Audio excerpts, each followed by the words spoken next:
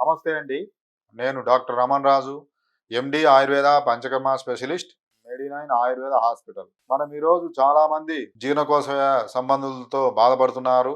వాటిలో ప్రముఖమైంది piles, fissure, fistula అనేటి ఎక్కువ మంది బాధపడుతున్నారు. చాలామంది మొదటి దశలో నెగ్లెక్ట్ చేయటం ద్వారా, లేదంటే సిగ్గుతో డాక్టర్‌కు చూపించకపోవటం ద్వారా ఈ పైల్స్ వ్యాధి అనేది ముదిరే అవకాశం ఉంటుంది.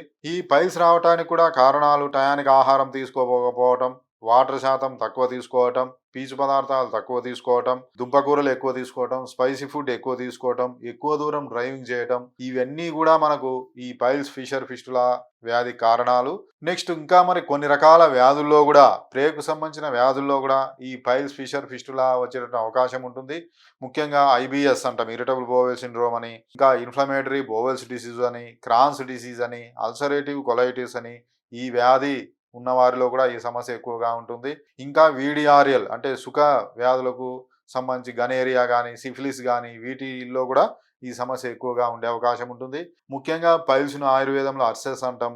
ఇవి మొలలు అని చెప్పడం జరుగుతుంది.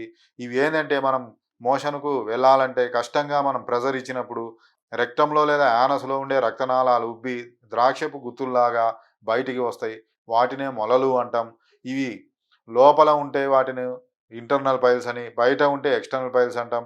ఇంటర్నల్ పైల్స్లో కూడా గ్రేడ్స్ ఉంటాయి. గ్రేడ్ 1 అంటే లోపలనే ఉంటాయి.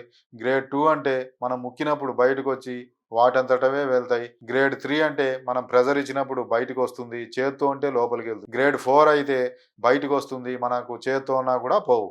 ఈ విధంగా గ్రేడ్ 1, గ్రేడ్ 2 అనేటి మనకు ఓన్లీ మెడిసిన్స్ ద్వారా తగ్గుతాయి.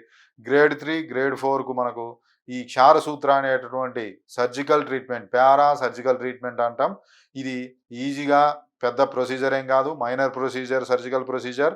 ఇవన్నీ కూడా మన మెడి9 ఆయుర్వేద హాస్పిటల్లో ఉన్నాయి. ఈజీగా మనం మెడికేటెడ్ థ్రెడ్ ఉంటుంది, ఆల్కలైన్ మెడికేటెడ్ థ్రెడ్ క్షారసూత్ర అంటాం. ఇది మనకి ఎక్కడైతే ఆ మొలలు ఉబ్బి గుత్తుల్లాగా ఉన్నాయో ఆ రూట్లో మనం ఆ థ్రెడ్ను టైట్ చేయటం ద్వారా అవి ఊడి కింద పడిపోతాయి. అయితే ఇది మనం జనరల్గా ఆధునిక పద్ధతులతో కూడినటువంటి ఆపరేషన్ థియేటర్లో లోకల్ అనెస్థీషియా లేదా స్పైనల్ అనెస్థీషియా ఇచ్చి మన హాస్పిటల్స్లో ఈ క్షారసూత్ర అనేది చేయటం జరుగుతుంది. దీని ద్వారా మనకు ఎలాంటి నొప్పి లేకుండా, ఇంకా ఎలాంటి సెకండరీ ఇన్ఫెక్షన్స్ లేకుండా అన్నీ ఆధునిక శాస్త్రరీత్యా స్టెరిలైజ్ చేసినటువంటి ఆపరేషన్ థియేటర్లు ఉన్నాయి.